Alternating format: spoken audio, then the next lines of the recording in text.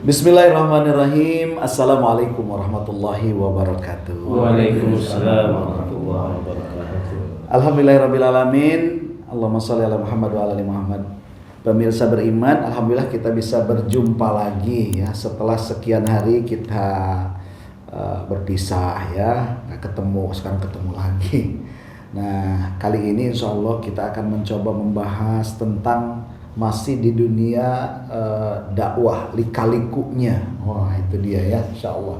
Karena pasti ada lika-liku lah, ya gitu ya.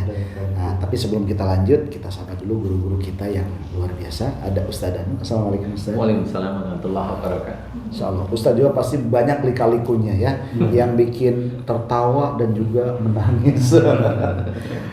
Kemudian ada juga di samping kita guru kita nih, Ustaz Randy Tanjung. Randy Tanjung ya. Alhamdulillah nih masih wajahnya berseri-seri karena baru pulang dari Saudi. Ketemu sama paman Salman. Oke, yang sebelah kanan saya ada Pak Tung. Assalamualaikum Pak Tung. Waalaikumsalam warahmatullahi Oke, pemirsa beriman, seperti yang saya sampaikan tadi di awal bahwa insya Allah kita akan mencoba ngulik sedikit ya perjalanan dakwah yang dilakukan oleh Ustadz Randy Tanjung di Kalimantan, karena pasti ada dinamikanya. Ada yang bikin deg-degan, ada yang bikin senyum, ada yang bikin nangis, ada yang bikin macam-macam. Contoh kayak saya tuh suatu ketika nih Ustadz nih, saya bawa jamaah nih, pas di pesawat kan si pramugari nawarin makan tuh, pakai bahasa Inggris. Nah si jamaah kan nggak tahu tuh pakai bahasa Inggris apa tuh ngomongnya gitu. Nanya sama saya, itu ngomong apa sih Ustaz? Oh itu nawarin makan. Bapak mau makan? Iya. Ini ada dua pilihan, mau chicken atau ayam. Sama aja ya. Dengan chicken fish kan. Si jamaah bilang begini, Ustaz, saya kalau ayam udah biasa. Saya maunya chicken. Itu sampai sekarang saya inget terus itu. Masya Allah. Dan masih banyak lagi. Saya tambahin ya. Iya. Ada jamaah di imigrasi Jeddah. Petugasnya bilang suruh pinjetin kan, begini kan. Dia begini juga. Enak mantap. Saya maju kan dipanggil kata. Ada jamaah kayak apa? Anak kata, wah kata. Maksudnya suruh pinjetin begini. Scanning gitu kan, malah begini. Lah Ustaz kata dia sudah begini, kita Indonesia hebat. Oke, itu salah satu contoh ya perjalanan dakwah. Ya, ada juga mungkin di mimbar, di segala macam. Nah, kemarin Ustaz kan ketika berada di Kalimantan itu saya dengar kan tuh di kampung banget gitu kan. Oh, itu gimana tuh? Apa kira-kira yang bisa kami dengar gitu, kisah-kisah yang ya menjadi senyum gitu gimana Ustaz? Istilahnya kan tuh kalau lihat YouTube tuh senyum-senyum. Jadi saya itu Pak Ustadz, saya tidak pernah menampakkan kesulitan saya sebenarnya, kecuali hanya orang-orang tertentu, dan itu saya hanya bercerita ketika ditanya. Dan ada juga yang saya langsung memberikan kabar bahwa kondisi saya seperti ini. Dan ketika secara umum baik di status kemudian di media sosial, saya tidak pernah yang namanya menceritakan langsung kepahitan dan kesulitan saya sebenarnya. Seperti saya selalu share video saya itu di PLBN, Pos Lintas Batas Negara, dan itu kan ajib kan tempatnya kan, ada gerbang antara Indonesia dengan Malaysia. Jadi ada gerbang selamat datang Indonesia, kemudian di sana ada zona netral, sebelah sininya ada gerbang masuk Malaysia. Dan saya bikin video di sana. Assalamualaikum warahmatullahi wabarakatuh, saudaraku, saya berada di zona netral di pos lintas batas negara antara Indonesia dengan Malaysia. Saat ini saya di depan saya adalah negara Malaysia. Karena berhubung sudah azan zuhur, maka saya akan kembali untuk melaksanakan sholat zuhur. Maka saya tinggalkan Malaysia, saya kembali lagi ke negara tercinta saya, Indonesia. Gitu kan, langsung belakang kita udah masuk Indonesia.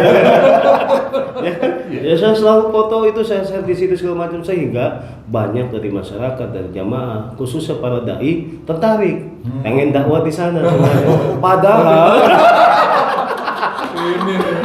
kalau saya ceritakan, bukan tempat di situ saya ceramah. Masya Allah, iya. Ini kejadian setelah saya pulang, halal dengan para kiai segala macam. Oh, mereka tertarik, Ustaz, kami juga pengen Ustaz, nanti bawa ke sana ya, gitu. Nanti kita siapin dananya, ayo Bapak.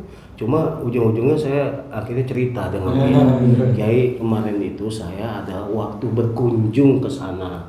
Apa Kiai yang lihat di foto-foto saya, video saya di media sosial, itu waktu saya ada kosong untuk berkunjung di pos lintas batas negara. Ya kan, di Kabupaten Aruk itu, ya di Kecamatan Aruk itu, biar supaya tahu bahwasanya ini loh pos lintas batas negara kita ini di sini. Itu yang baru yang diresmikan oleh Pak Joko Widodo gitu. Jadi kan cakep, indah semacam.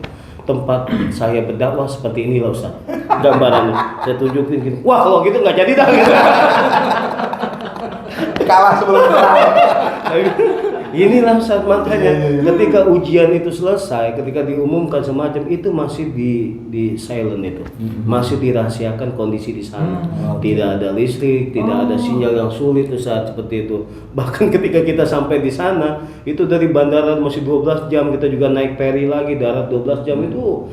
Kapan nyampenya kita pikirkan, panjang sekali sampai pas sampai di sana kita pembagian semacam di mobil itu ada yang bertanya kepada supirnya, Pak, mohon maaf deh, tadi kita nggak ngeliat yang listrik, emang nggak ada listrik sini? Memang nggak ada Ustaz, mati gua kan.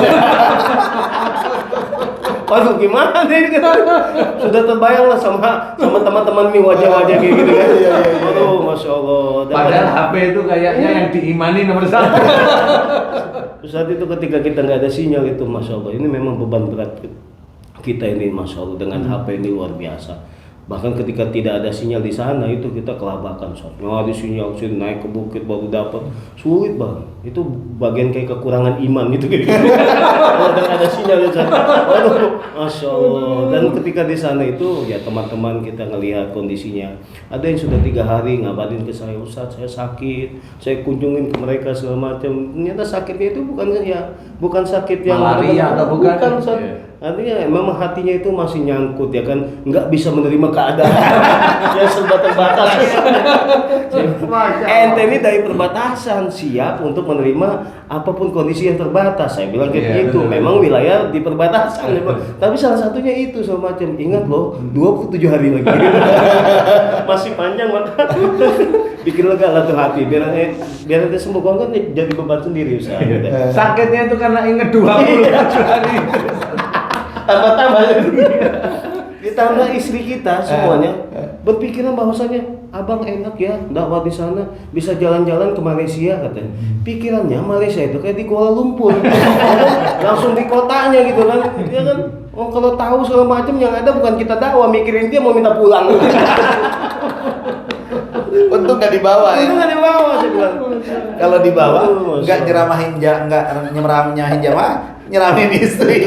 Mikirin bagaimana tiket pulang.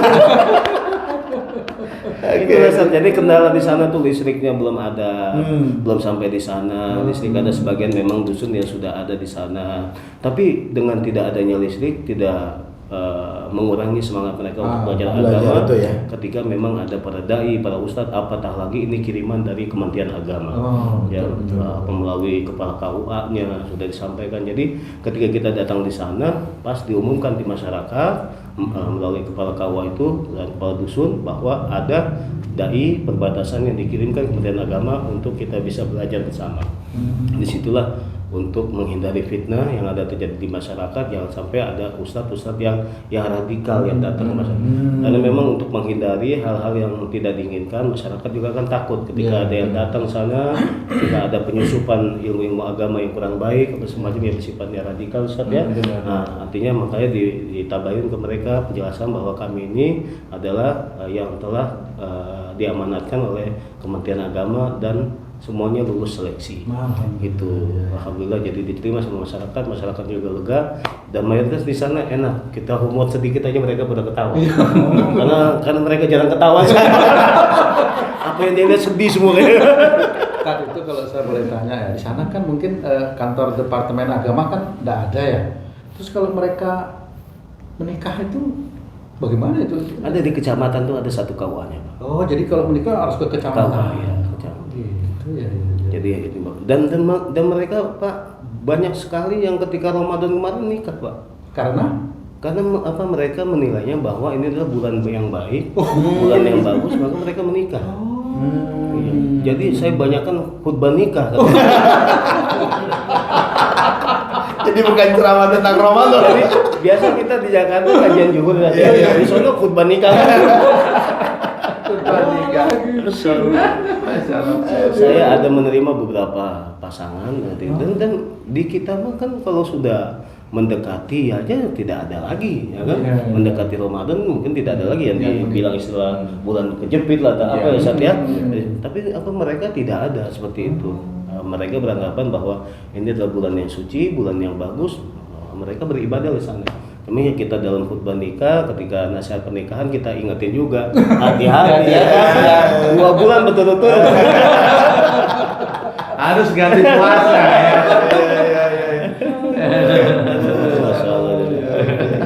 Nah, selama di sana berapa kali ke mall, Ustaz? Itu namanya ngejek.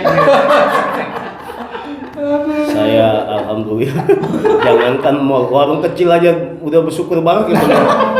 Cuman buat beli obat minyak wangi, obat nyamuk kan. Oh, di sana banyak nyamuk. Ya, nyamuk sih cuma satu. Cuma temen. Saya Ustaz, saya hari ke-14 saya bisa tahan Ustaz.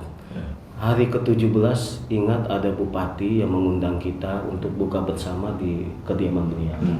Akhirnya kami berangkat, sebelum kami berangkat saya bilang sama tuan rumahnya, Pak, nyamuk semakin banyak ya Pak ya, apa karena hujan atau bagaimana? Oh gitu Ustaz? Iya Pak, gitu. Oh iya baik Ustaz. Pas besokannya saya pulang kembali, dia cerita, Ustaz kemarin nginep di kediaman bupati, saya tidur di tempat Ustaz. Ternyata saya pada bentol-bentol. Baru tahu deh. Ternyata Baru sadar ya. Ternyata Ustaz selama 14 hari ini nahan-nahan gatal. Soalnya darah ulama itu kan manis. Dan akhirnya Ustaz, sepulang saya dari kediaman bupati, malamnya itu saya lihat itu ruangan tidur saya berubah, ada kelambunya.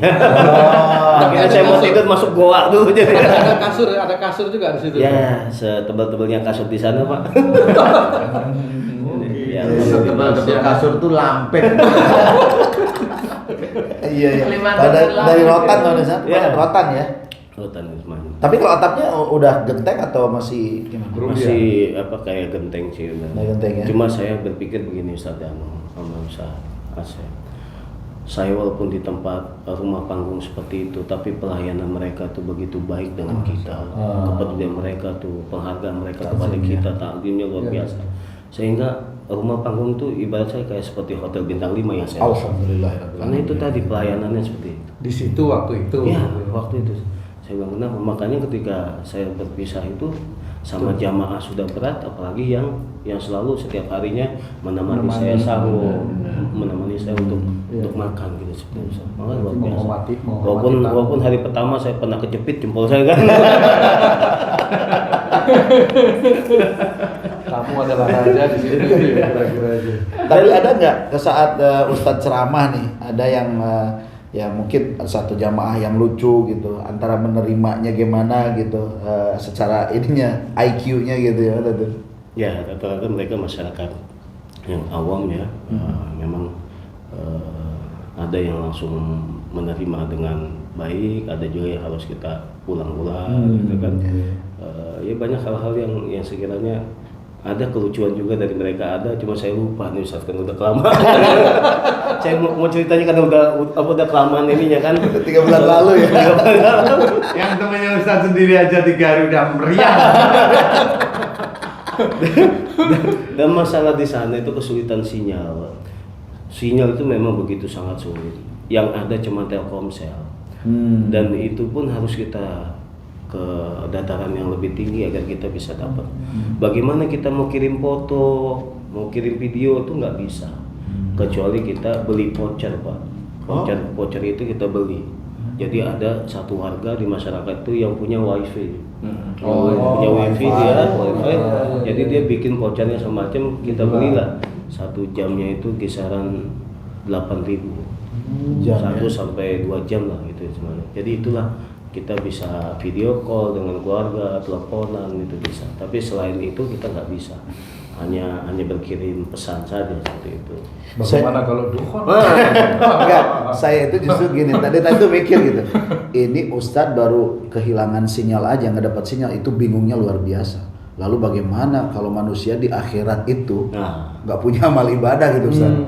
kehilangan Bingungnya tidak kayak ada. mana tuh Ustadz? Itu udah dituliskan dalam Quran, udah sangat bingung dia pasti. Iya.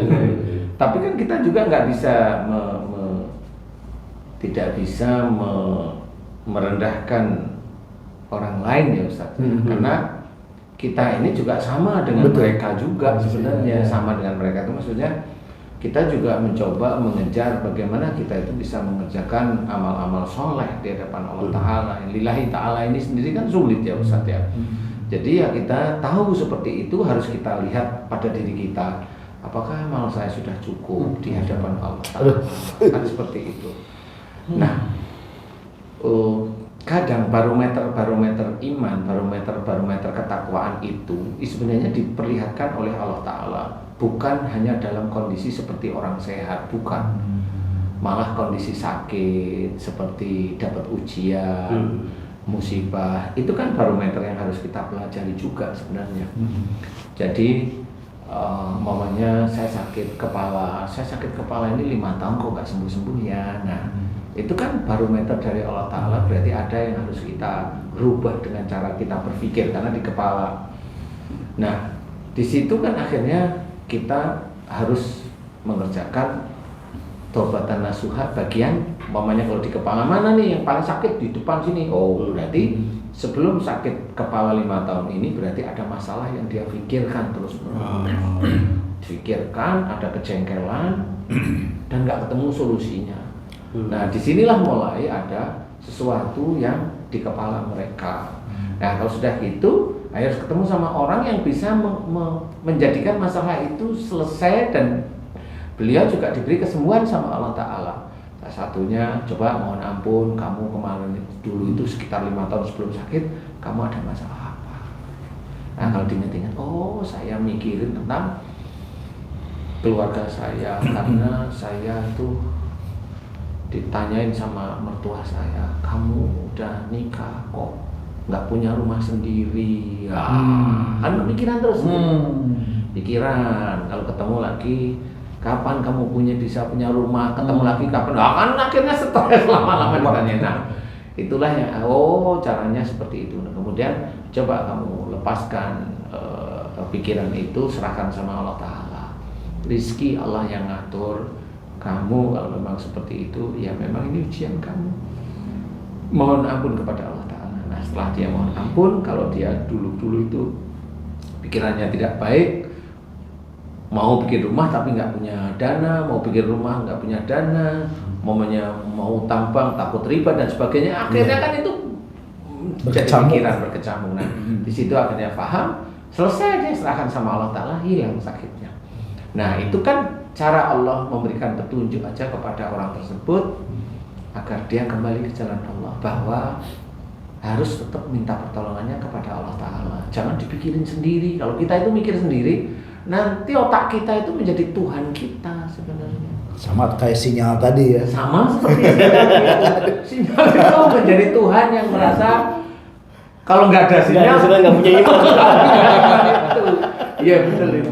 Insya Allah kurang lebih begitu analoginya, kurang lebih seperti itu. Jadi sinyal keimanan itu harus tetap kalau bagus stabil, kalau nggak cenderung naik itu lebih bagus kan? Karena bisa jadi dengan ketika imannya bagus maka semua permasalahan kan selesai. Insya Allah seperti itu. Tapi kan yang jelas itu yang paling mengerikan bagi kita umat Islam itu adalah sinyal Allah Ta'ala itu 6.660. Itu sinyal. Enggak bisa kita hanya cuma mengingat la ilaha illallah. Boleh. Kan gitu. Boleh. Tidak ada Tuhan selain Allah. Boleh diucapkan setiap saat, boleh. Tapi kita itu sinyal kita itu loh dalam Quran itu banyak sekali. Kenapa Allah menceritakan tentang siapa itu lawannya Nabi Musa itu siapa? Fir'aun. Fir'aun itu bukan untuk kita hujat. Fir'aun itu cerita Fir'aun bukan untuk kita nyalain orang lain atau saudara kita yang tidak cocok dengan kita itu kita samakan dengan Fir'aun. Enggak. Orang yang merasa dia benar ilmunya saja, padahal dia juga belum penuh, dia merasa benar nyalain orang lain. Itu sifatnya Fir'aun juga. Harusnya seperti itu, yang menuhankan ilmunya dia, padahal ilmu itu baru titipan dari Allah Ta'ala. Titipan. Nah, cara mengerjakannya gimana? Nah, itu sinyal-sinyal yang 6.000 lebih itu yang harus kita kerjakan terus-menerus. Diaktifkan ya? Diaktifkan, diaplikasikan, dikerjakan. Bagaimana kita ngerjain yang 6.000 lebih itu harus lillahi ta'ala. Sulit. Sesulit bagaimana kita itu bisa masuk surga? Iya sesulit. Itu ribuan aja udah pusing kepala kita. Apalagi kalau kita hanya cuma ngomong tidak ada Tuhan selain Allah, di bibir itu bisa. Iya. Tapi bagaimana mengerjakan tidak ada Tuhan selain Allah? Terapannya bagaimana? Kita kalah dengan istri kita dan kita nggak berani. Kalau istri kita ngomong gini kita nggak berani. Nah itu sudah Tuhan kita itu istri kita karena nggak berani takut. Iya itu sudah sama. Itu Angkat tangan.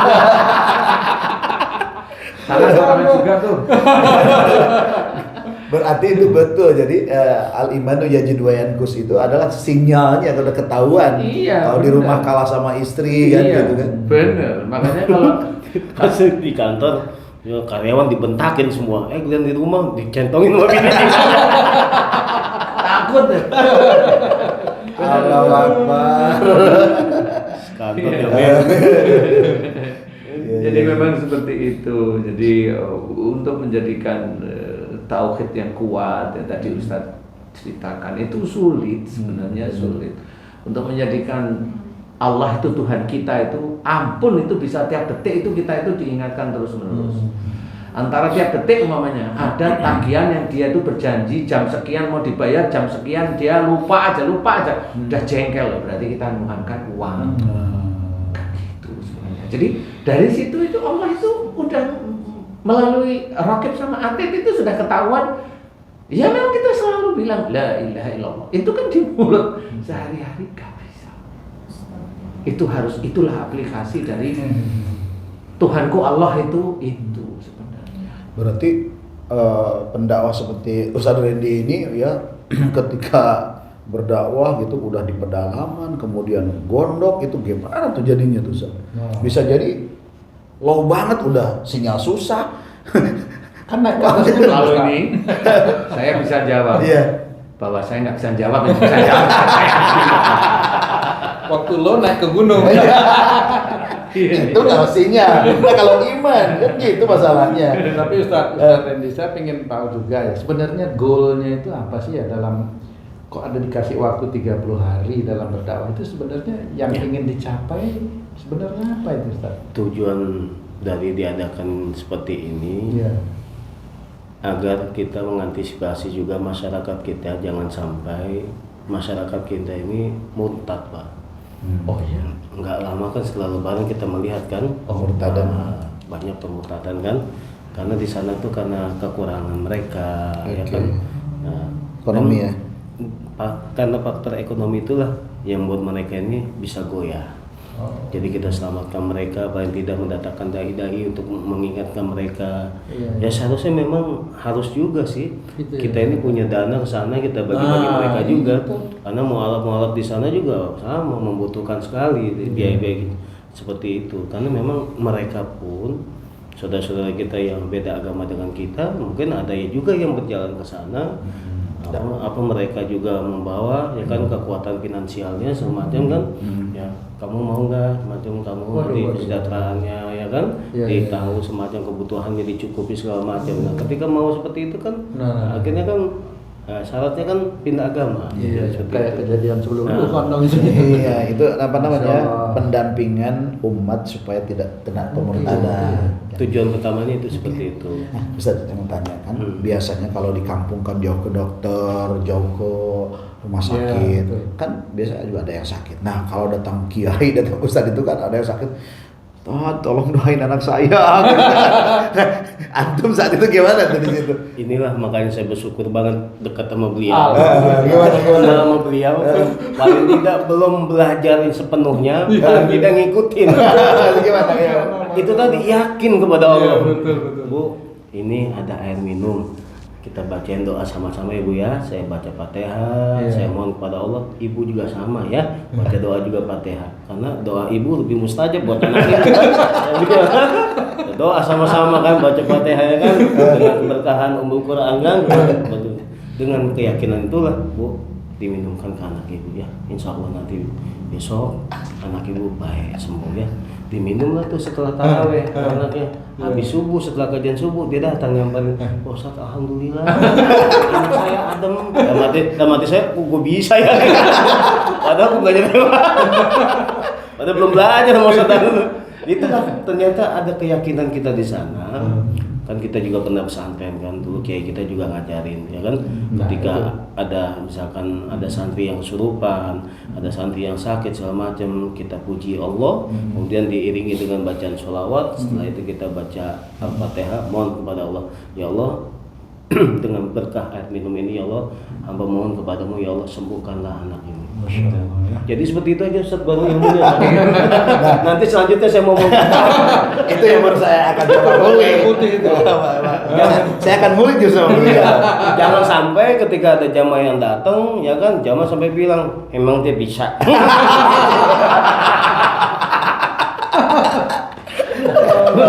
Itu jamaah lain ya. Jamaah lain. Nah, sekarang ke Ustaz dan Ustaz, ini kan jujur aja, biasanya kalau para ustadz, para kiai kan itulah ya.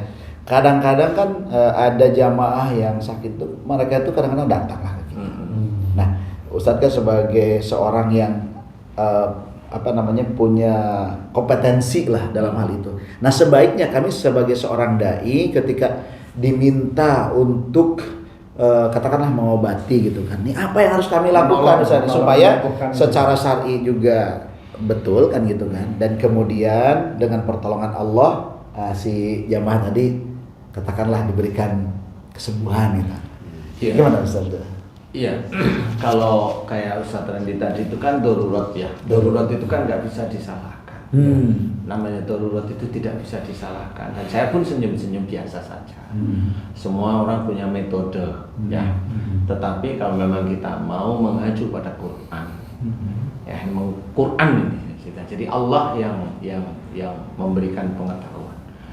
Seorang yang sakit, ini memang rumit sedikit sih Ustaz. Tetapi ini mudah-mudahan menjadi gambar. Seorang yang sakit itu adalah musibah bagi dia, walaupun itu dianggap musibah atau ujian sama saja. Saya melihatnya sama dulu.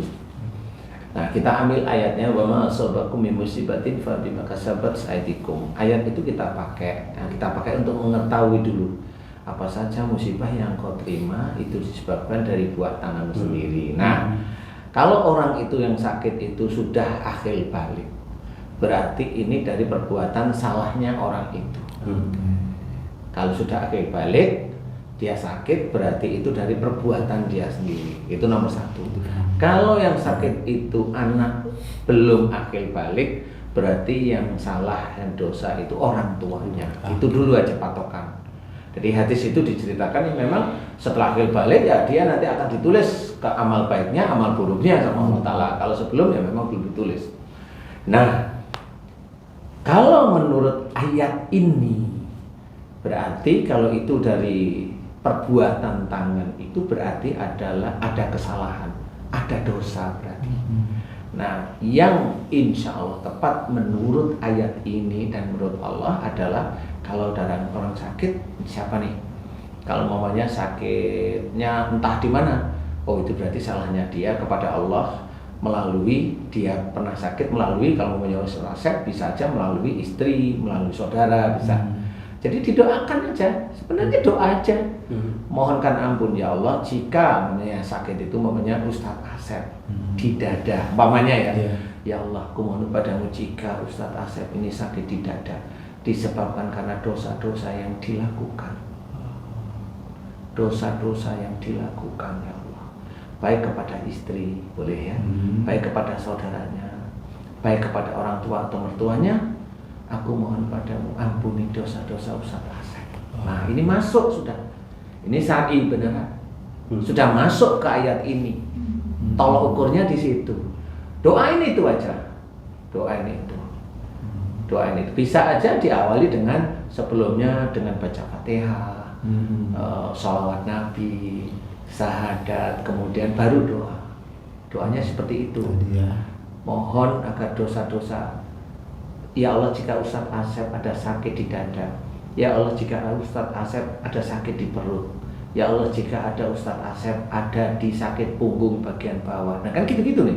Jika itu disebabkan karena kesalahan dan dosa-dosa Ustaz Asep yang dilakukan kepada istrinya, orang tuanya, mertuanya dan saudaranya, ampuni dosa Ustaz Asep. Ampuni, dan khusyuk di sini, ampuni dosa Ustaz Asep. Ampuni ya Allah, ampuni ya Allah, ampuni ya Allah.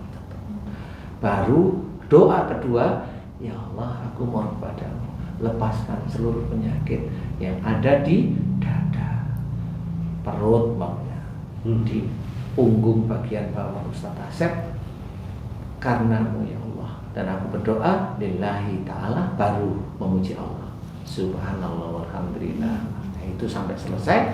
Karena pada waktu membaca tasbih dan memuji Allah ini, kita nggak ada kekuatan dari tadi, hanya berserah diri pada Allah Ta'ala. Nah itu kalau sama-sama darurat tapi memahami. Jadi istilahnya kalau saya mendoakan ya bisa aja dari Fatihah, syahadat, sholawat, mendoakan agar diampuni, mendoakan agar penyakitnya dilepaskan. Alhamdulillah Alhamdulillah kan. Tanggal 10 Anda mau ke Kalimantan lagi. Ada yang minta doa, Anda udah siap. Itu dapat udah dikasih tahu. Tapi yang jadi masalah gini Ustaz, mungkin apa yang Ustaz ajarkan itu saya bisa mengucapkan Ustaz. Ya. Tapi karena kalau Ustaz kan selesai. Nah kalau saya itu belum tentu gitu. Ini gimana nih Ustaz? Memang ada satu rahasia yang ditulis oleh Allah Ta'ala dalam Quran. Maksud saya itu sudah tertulis dalam Quran. Kita mau milih yang mana nih? Ayat Quran sudah menceritakan ud'uni astajib lakum, mohonlah padaku agar aku kabulkan atau perkenankan. Atau kita ambil ayat wa yastajibul ladina amanu wa amilus sholihat. Dan Allah akan mengabulkan doa orang yang beriman dan mengerjakan amal soleh. Mana dari ayat ini kita pakai? Kalau kita itu langsung memakai ud'uni astajib lakum, kayaknya kurang pas, karena kebanyakan kita itu meminta juga belum tentu dikabulkan. Kita harus pakai wa yastajibul ladina amanu wa amilus sholihat.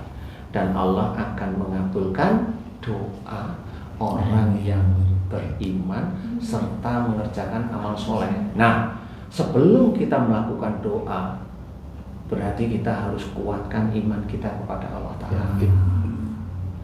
Kuatkan iman, kemudian senantiasa mengerjakan pekerjaan sehari-hari itu dengan lillahi ta'ala. Awali dengan bismillah. Nanti dalam perjalanan melakukan pekerjaan itu pasti ada hambatan. Disenangkan, jangan takabur. Dibikin susah, jangan lupa sama Allah. Dibikin marah, maafkan. Nah, di perjalanan kita melakukan pekerjaan itu ada seperti itu. Nanti kalau itu kita senantiasa ingat kepada Allah, nah itu jelas. Ingat kepada Allah dalam keadaan berdiri, melakukan aktivitas, duduk, kita tenang santai, maupun kita itu berbaring, disitulah mengingat Allah. Semua lini. Baru selesai mengerjakan, alhamdulillah selesai. Pekerjaan satu dengan pekerjaan lain itu akan beda penilaiannya di hadapan Allah. Nah, kalau kita hanya cuma mengejar ud'uni astajib lakum, monggo silahkan kalau saya gitu.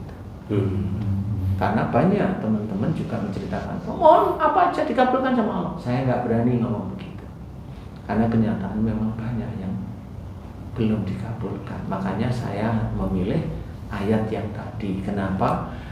Saya harus menguatkan, menyemangati saudara-saudara saya Muslim itu agar imannya kuat kepada Allah Ta'ala, amal solehnya kuat, baru nanti Allah melihat dikabulkan nggak ya doanya. Nah, ini Allah yang melihat. Jadi sebelum kita itu melakukan aktivitas berdoa, kuatkan iman kita kepada Allah Ta'ala. Tuh, betul berarti saat berarti harus yakin kita kan itu saja. Harus yakin. Ini kuncinya yakin saja. Iya, besok kita uji. Kalimantan namanya. Oke guys, alhamdulillah ya saudara beriman. Ini obrolannya sih santai ya, tapi kalau menurut saya daging semua gitu. Dari mulai tadi sinyal saya mikirin, iya orang kehilangan sinyal aja bingungnya luar biasa, apalagi kehilangan sinyal iman tuh kayak mana. Yang kedua, jujur aja ya Ustadz Randy, saya itu kadang-kadang didatangi sama jamaah minta didoain gitu kan. Selama ini apa yang saya lakukan sama Ustadz Randy, kasih air. Bukan gak bagus gitu, tapi karena memang belum tahu triknya gitu. Ternyata ketemu Ustadz Danu, oh artinya harus begini. Oh iya juga ya kan gitu kan. Nah, ini adalah dinamika dalam perjalanan dakwah.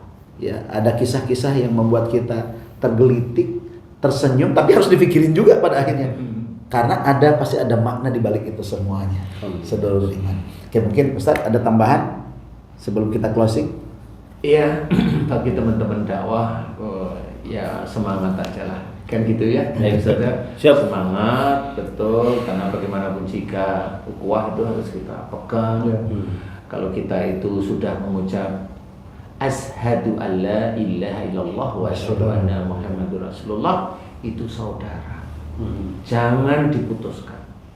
Kalau diputuskan, yang memutuskan itu insya Allah masuk neraka. Makanya jaga. Walaupun hati kita disakiti saudara kita, ingat kita punya tugas lindungi aib saudara kita. Walaupun saudara kita itu memfitnah kita, lindungi aib.